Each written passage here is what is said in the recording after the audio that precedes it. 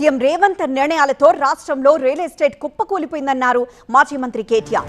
ఢిల్లీకి డబ్బుల సంచులు పంపడంపై కాంగ్రెస్ ప్రభుత్వం దృష్టి పెడతోందన్నారు. తాము అధికారంలోకి వచ్చాక కార్యకర్తలకు ప్రాధాన్యత ఇస్తామని తెలిపారు.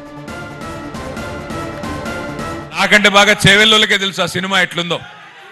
ఎలక్షన్ ముందేమో నేను గుంపు మేస్త్రిని, అసలు రియల్ ఎస్టేట్ అంటేనే రేవంత్ రెడ్డి, రేవంత్ రెడ్డి అంటేనే రియల్ ఎస్టేట్ అని పోజులు కొట్టిండు. ఇలా ఏం చేసిండు మరి? రియల్ ఎస్టేట్ని బొందబెట్టిండు. మొత్తానికి 100 ఫీట్ల అడుగులో పాతి పెట్టే పని చేసిపోయిండు.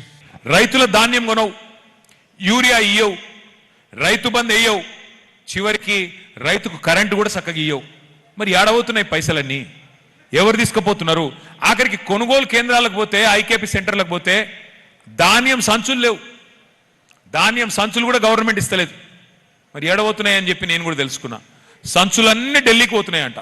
కానీ ఇవాళ రేవంత్ రెడ్డి గారు రాగానే స్క్వేర్ ఫీట్కి ఎంత, అట్లాగే మీకు దేనికి ఎంత లెక్క పెట్టి తోలు వలిచి బిల్డర్ల దగ్గర వసూలు చేస్తా ఉన్నారు. స్క్వేర్ ఫీట్కి 200.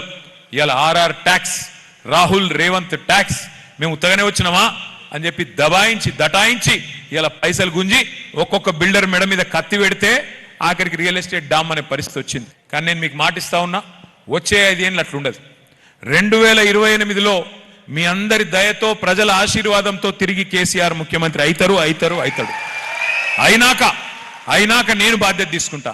వచ్చే 5 ఏళ్ళు మన ప్రభుత్వం వచ్చినాక కార్యకర్తల బాగోగులు, ప్రజల సంక్షేమం రెండింటినీ బ్యాలెన్స్ గా నడిపించే బాధ్యత నాది.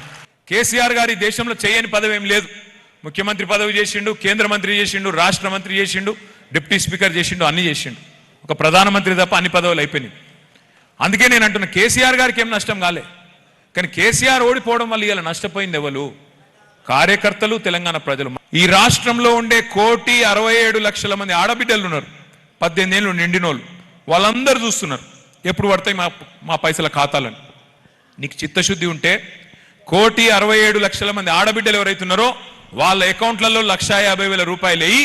నేను శాశ్వతంగా రాజకీయాల నుంచి వెళ్ళిపోతా, నీకు బాధ కూడా ఉండదని చెప్తా ఉన్నా.